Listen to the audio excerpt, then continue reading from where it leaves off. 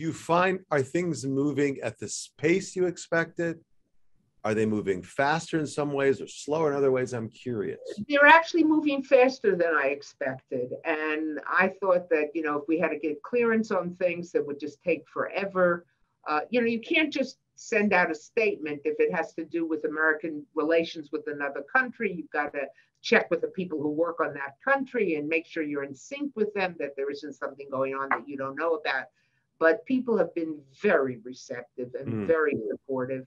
And just yesterday, I had a chance to sit with Secretary Blinken for about a half an hour.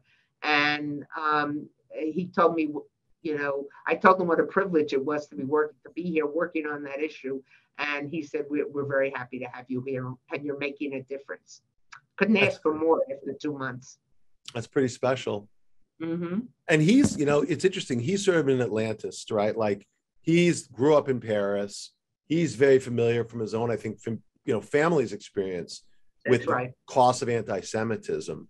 How does that, as a historian, right, as someone who studied where anti-Semitism can lead, what is it like to be in this role? It's quite overwhelming. I mean, I was in 5 countries in the past 4 weeks, including twice in Israel, once on my own, and then returning with the president. And when I spoke to them, I realized usually when I speak about anti-Semitism, I'm speaking what happened or even about contemporary events. But there was a chance to possibly change things. There was a chance to impact governments. And that's an awesome responsibility and an awesome opportunity.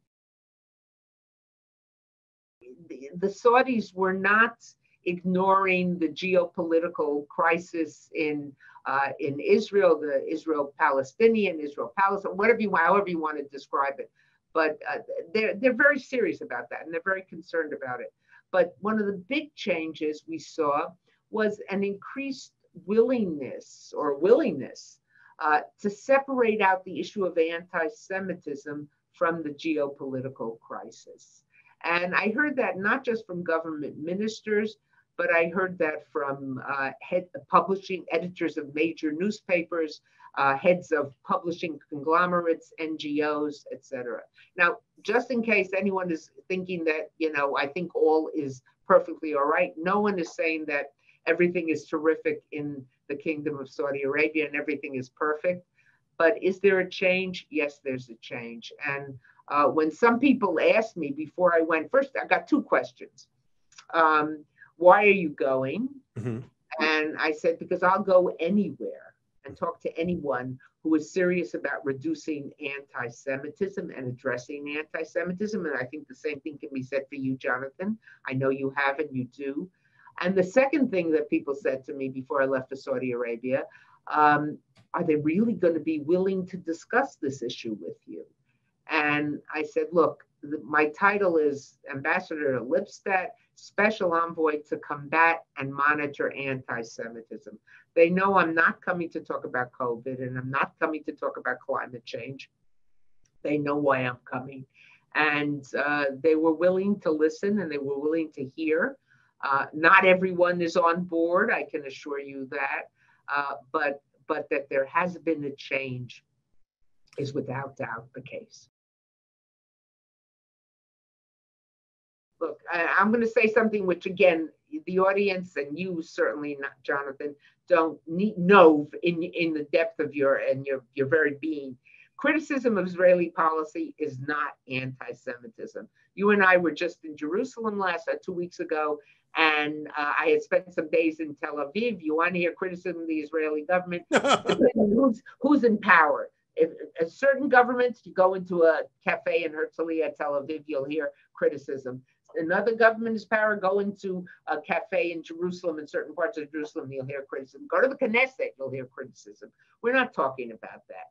We're talking about when someone says that Israel does not have a right to exist, when they question the legitimacy of a state of Israel, when they can question the legitimacy of a state of Israel because it's a theocracy. And you say, wait a minute, how come you're not questioning all the other theocracies?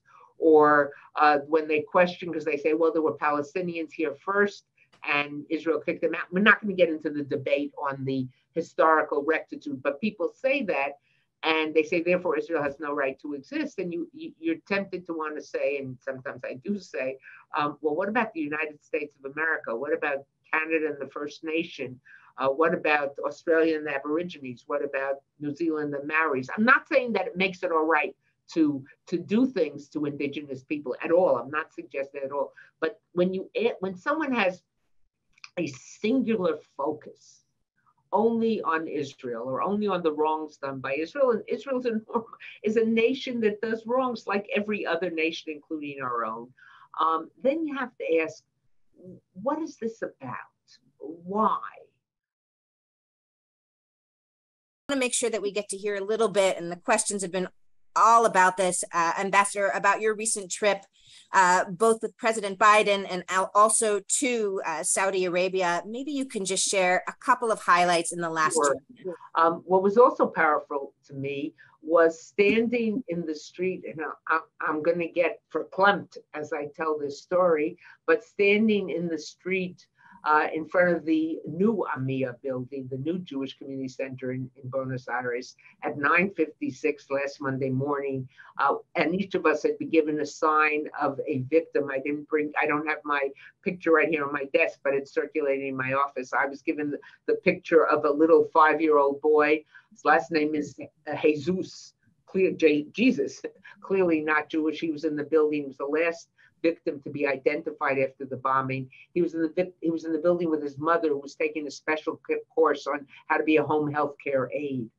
And when that siren went off and everyone was silent, thousands of people were silent, and you were surrounded by people whom you know either had relatives, friends.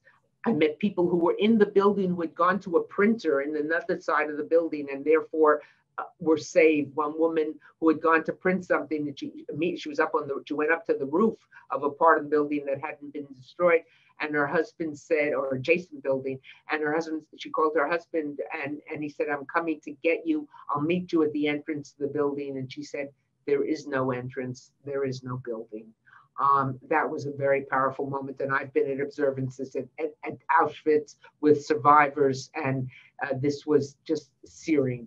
But the final thing, and maybe to close with that, because I know our time is up, the privilege of being at Yad Vashem with the President of the United States. And first, as he came in, he saw me and he made a beeline for me and asked me, I'd been in Saudi Arabia, and asked me what I had found there and what I had. And we had this little conversation with Prime Minister Lapid, President Herzog, and Secretary of State Blinken behind him, waiting to move on. But then he came down, and after lighting the memorial candle, went over to meet with 2 elderly Holocaust survivors, both women on walkers. And they stood up to greet him, and he immediately said, no, sit down.